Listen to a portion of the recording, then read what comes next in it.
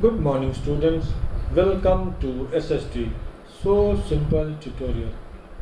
My dear students, in the previous class we read about the different groups that participated in the civil disobedience movement. We had discussed the rich peasants, poor peasants, industrialists, industrial workers and women. Today we will read the limits of civil disobedience. Here we will read about the Dalits and the Muslims. So let us begin with Dalits. This was one such group that was not moved by the concept of Swaraj. Initially, Congress used to ignore the Dalits for fear of offending the Sanatanis. They thought that this would alienate the Sanatanis. Sanatanis were the people who belonged to Sanatan religion, that is the Hindu religion. They were high caste Hindus and practiced untouchability. But Mahatma Gandhi was of the view to bring social reforms to improve the plight of the Dalits. He had himself declared that Swaraj would not come for 100 years if untouchability was not eliminated. He called them Harijans, which means the children of God. He organized Satyagraha to secure their entry into temples and access to public wells, tanks, roads and schools. He himself toured their colonies and even lived there. He himself cleaned toilets to dignify the work of the Bhangi. He persuaded the upper caste to change their heart and give up the sin of untouchability. He tried to integrate the Dalits in the national movement through his various inclusive social reform programs. But the Dalit leaders were keen on a political solution to the problem. They demanded reserved seats in educational institutions and separate electorate for Dalits. Dalit participation in the civil disobedience movement was therefore limited, particularly in the Maharashtra and Nagpur region, where their organization was very strong. In 1930, Ambedkar entered national politics.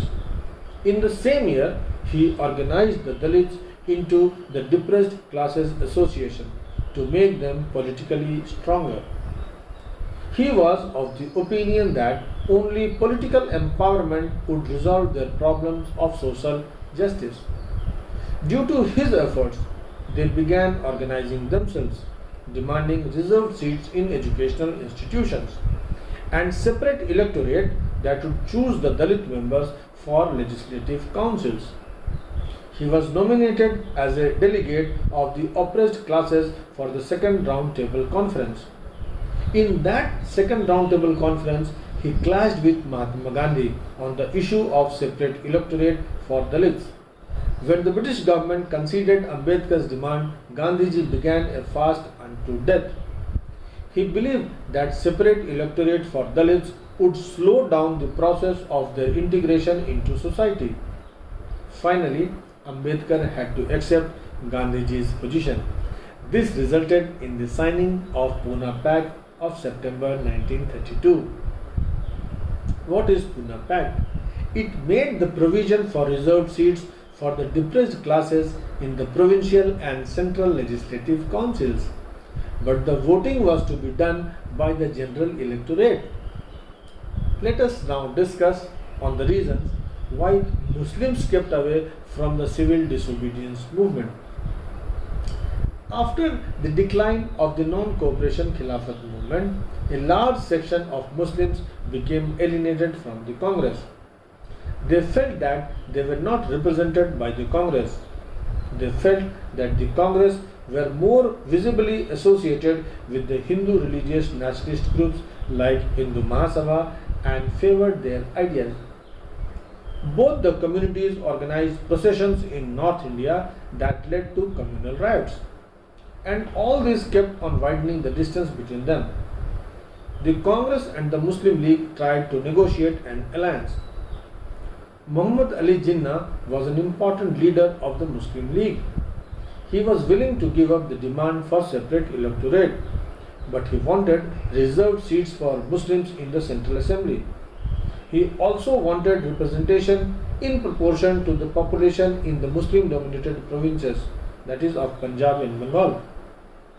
In 1928, the Congress Party called an all-party conference in which representatives of all different parties like Congress, Hindu Mahasabha, Muslim Leagues, etc. were present to draft a constitution under Motilal Nehru. The draft constitution prepared by this committee was called Nehru Report.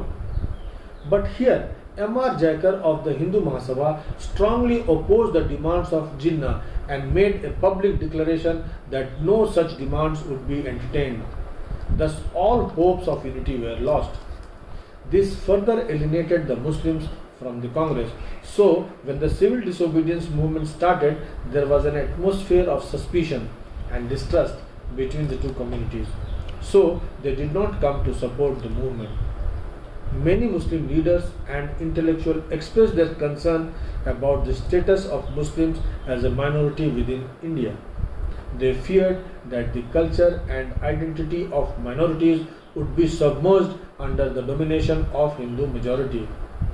This becomes clear in source D. Students, you must have recited the song Sare Jahan Se Achha Hindustan Hamara many times. Do you know who the poet is? Muhammad Iqbal. He was a well-known poet and philosopher. Sir Muhammad Iqbal was elected president of the Muslim League in 1930 at its Allahabad session. The given source is what he spoke in his presidential address on 30 December 1930 in Allahabad. This is too long to be read here, so you read it yourself. Iqbal put forward the demand for a separate Muslim state in India. Once you read it, you will find that he believed that religion is the basis on which thinking and behavior are based. He felt that religion gives people a common culture. He believed in the concept that Hindus and Muslims should exist as a separate entities in India. He is advocating for separate electorate for Muslims. He is thus justifying the Muslim demand, that is creation of a Muslim India within India. This line of thinking encouraged separatism. Students, now you should be able to answer these questions. 1. Who said Swaraj would not come for 100 years if untouchability was not eliminated? 2. Mention efforts made by Gandhiji to get Harijans their rights.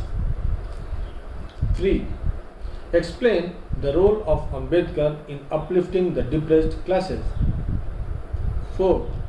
Explain Pune Pact of 1932. 5. A large section of Muslims did not respond to the calls for a united struggle against the civil disobedience movement. Explain. Dear students, let me stop here now. In the meantime, you read your textbook and watch the video again if needed. Next class, we will meet with a new chapter.